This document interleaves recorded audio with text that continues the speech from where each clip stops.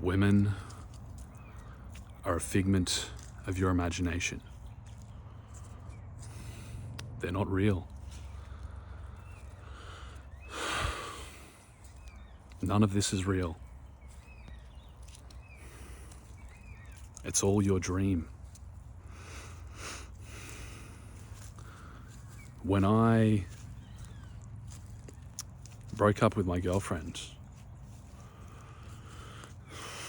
actually she broke up with me, I'd gotten to this point in my journey as a man where I was freely living out my lust. I was on Tinder, I was seeing multiple women, and I got to this point where I sort of fulfilled my fantasy, my lustful fantasy of just being able to fuck any woman I wanted, when I wanted. And somehow I managed to get a girlfriend in the midst of all that who was willing to accept me as I was and loved me. Everything changed when I got her pregnant. A lot of my fear, a lot of my insecurity started to rise to the surface. Now, when women get pregnant, there's a lot of hormonal changes that take place. And within about a week or two of us finding out that she was pregnant, I noticed that she completely lost interest in sex. She completely seemed to lose interest in me. And this really triggered my insecurities very deeply. I started feeling like she was only in this to get pregnant. She never actually loved me. She never actually wanted to be with me. She just wanted a good-looking kid. She just wanted some good genes so she could have a baby. And all these thoughts started coming up, all these insecurities, all these fears, deep fears. All these years of studying red pill material started to come to fruition in my mind, in my imagination. And I started to feel like I was trapped now in this relationship with a woman who didn't even find me sexually interesting anymore. Trapped in the fate of being a beta male provider. That's what I thought. Oh shit. I've become another one of those statistics, another one of those stories of unattractive, low energy men who get trapped, baby trapped by women, and then never have sex with their wife again. They're just consigned to this destiny of providing for her and for the child without receiving any of the benefits. These are the stories that go around and round and round. And it was further escalated by talking to different friends who kind of confirmed my fears, confirmed these red flags that I told them about. And they were saying, yeah, man, you got to get out. You got to get out while you can. You've been baby trapped. This was serious shit, man. Like, this was no joke. I was literally terrified that I had just created a life, participated in creating a life based on a lie, based on a relationship that wasn't authentic, based on temporary lust. I was scared shitless. So in that atmosphere, in that stage of my life, we ended up breaking up. Actually, let me rewind. I ended up sleeping with another woman and justifying it to myself, thinking that, she's not interested in me anymore. This is it. The attraction's gone forever. I may as well just enjoy myself. I may as well just keep on doing what I was doing before I found out she was pregnant. Now, something changed at this point because our relationship had definitely deepened. I had started to become much more vulnerable, much more open. And so when I found out she had a baby, and then I slept with another woman, I think this shattered all of her trust for me. She couldn't trust me anymore. She lost that feeling of safety with me. Even though I'd already been sleeping with other women, it's like she was pregnant now. All the hormonal changes started. All of the biological switches started to change. She moved from that more masculine attitude of being willing to have casual sex with a man who's seeing other women into that nesting phase. The nesting phase where a woman needs to feel safe and secure. She needs to feel like she's got a home. She's got a man who's faithful to her, who's going to stay by her side no matter what. And in that context, in that time, that's when I slept with another woman. Out of insecurity. It was all insecurity. It was fear that I'd just been played, that I'd been used. And so she broke up with me. And then I spent the next several months diving deep into myself, doing the necessary work to face the insecurity that had led me to make that decision. Getting on my God mode journey, that's when it began. Diving deeper and deeper into myself. Now, a lot of you are on this journey so that you can get women. Some of you are on this journey so you can get a woman, find a wife. That's kind of like the next level. Some of you are on this journey already having an existing relationship or already being involved with a woman or with some women. Now, I had a question from someone who said, what if I lose interest in my woman on semen retention? What if I realize it was all based on lust? There wasn't actually a soul level connection.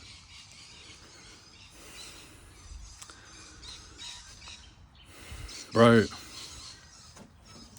I want you to realize that this woman is your own projection. All your insecurity, all your fear, all your desire, the sum total of all those emotions is being projected and manifested as the woman who is attracted into your life. The woman who's currently in your life has been manifested as a result of what's inside of you. So on the one hand, women in general become so much more attractive on semen retention, so much more beautiful, so much more charming. They become these magical creatures, beautiful creatures.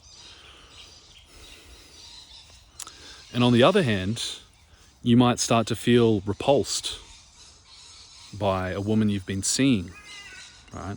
This is what happened with me. I started to feel afraid. I started to feel repulsed. I started to feel like she wasn't right for me, like she used me, she played me, like she wasn't enough, like she wasn't on my spiritual level. But what you got to realize, bro, is this is all your own imagination. You got to take full responsibility. and realize that the feminine is a projection. It's molded by your attitude of her. She's not actually real. Now, this is some high level understanding, so I don't expect everyone to just be like, oh yeah, that makes sense. Because it takes a bit of awareness to really get what I'm saying here. But it's true. And what I found with my woman was that all these stories about her not being spiritually evolved on the same level as me, not being conscious, not being aware enough, having misgivings about some of her lifestyle choices, blah, blah, blah, blah, blah. It was all my own insecurity projecting onto her, blaming her, creating a story about why she wasn't enough, which is just the ego. It's the ego trying to defend you, trying to create separation. Because the truth is, when you are in your full masculinity,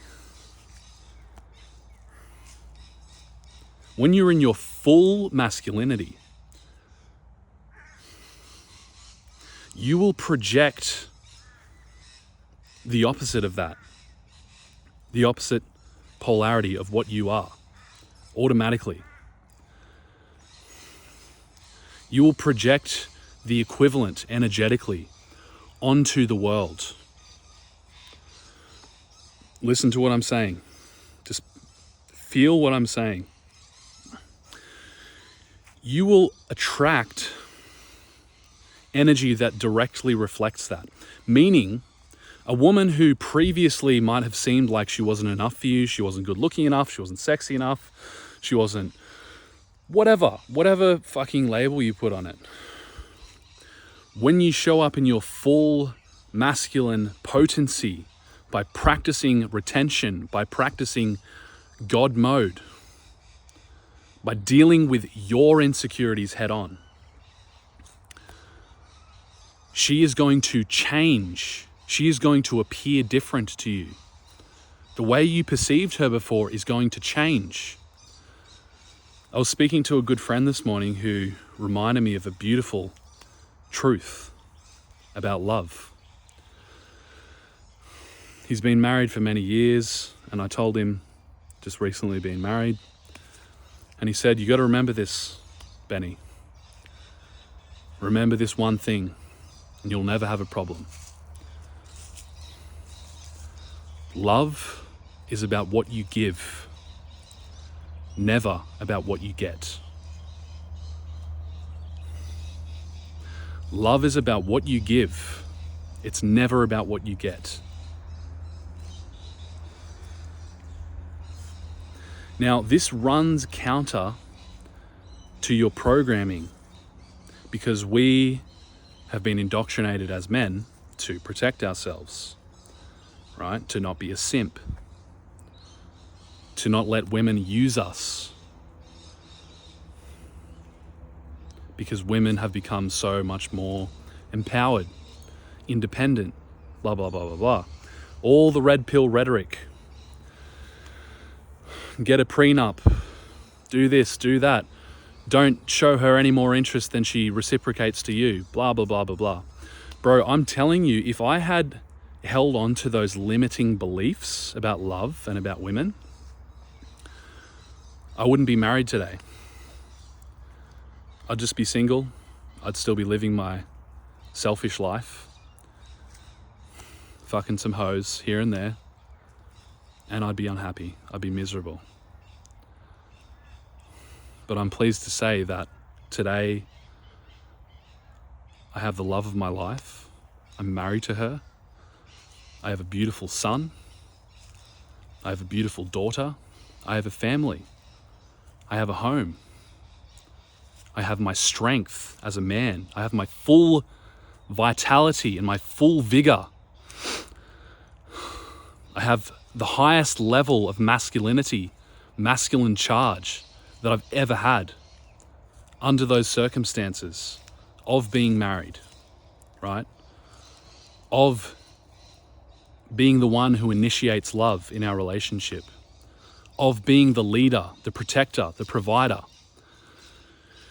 If anyone wants to turn around and tell me that I'm a simp right now, I challenge you to a fight.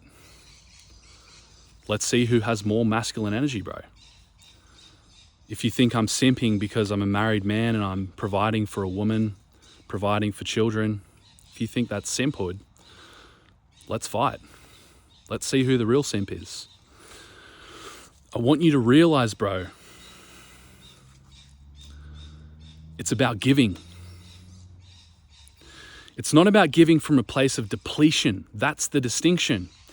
If you are giving to get something, you're being a nice guy. You're being a simp. If you are getting from a place of neediness and lack to try and get something back, if you're getting from a place of depletion, you haven't been holding your seed, you haven't been practicing God mode, and you're just trying to get your lustful desires met. If you're giving from that place, yes, you're a simp. Yes, you're going to get used. Yes, you're going to get played. But there's an energetic shift that takes place when you switch into true spiritual masculinity, which is all about giving from a place of abundance. For those of you who have been commenting, talking about losing interest in your woman on semen retention, realizing your relationship was all about lust, and now you're considering breaking up, good. Don't break up. Don't run. Just because you're losing resonance with your partner, your girlfriend, that doesn't mean anything's wrong with her and you need to break up with her. What this is showing you is that you've been living from a place of taking and selfishness. You've been simping. You've been in the relationship for lust only, and now semen retention has raised your vibration to the level where you're realizing some shit. You're realizing, oh, I need to change, not her. She will change as a mirror of who you become, of the way you change. You need to start serving her from a place of abundance, not from lack. You need to start looking at, how can I actually love this woman? Because so far I've just been using her to satisfy my lust. How can I actually start giving to this woman from a place of fullness? Okay, so maybe she doesn't have interest in the same topics as you. Bro, my wife, she's not interested in most of the stuff I'm interested in. This high-level spiritual stuff. She's not. She's interested in family. She's interested in friends, in traveling, in plants, in gardening. And for me to come in and be like, oh, you need to be talking about all this shit. You need to be interested in sexual alchemy and semen retention and blah, blah, blah. Bro, you need to get out of your masculine autism there. That's when masculinity can get a bit autistic, when you're trying to impose it upon the feminine. And just come back and be like, oh shit, that's not what she's for. She's not here so we can have cool conversations. She's here to be a mirror and a support and the opposite end of the polarity of me. She's here as my complementary energy, and I'm here to serve her with no expectation of getting back. This is when the magic happens, bro. Paradoxically, this is the message of the universe. This is why we're here in duality, so we can learn this paradox. That when we give without expectation of reward, of reciprocation, when we give from a place of fullness and love and purity, paradoxically, that's when everything starts to work in our favor. That's when our woman falls madly in love with us and would do anything for us. That's when money starts to come to us easily, because people can unconsciously sense that we want to give to them and not take. And their energy opens, their field opens, opportunities open, and things start to flow to us. It's such a subtle thing, but you'll become more and more sensitized to this the longer you practice God mode. Bounce your eyes. Stop wondering if there's something better out there. Stop fantasizing about what could be better than what you're getting right now. Just be present with what is now. Love it. Embrace it. And it will yield treasure to you beyond your wildest imagination. Much love, Kings.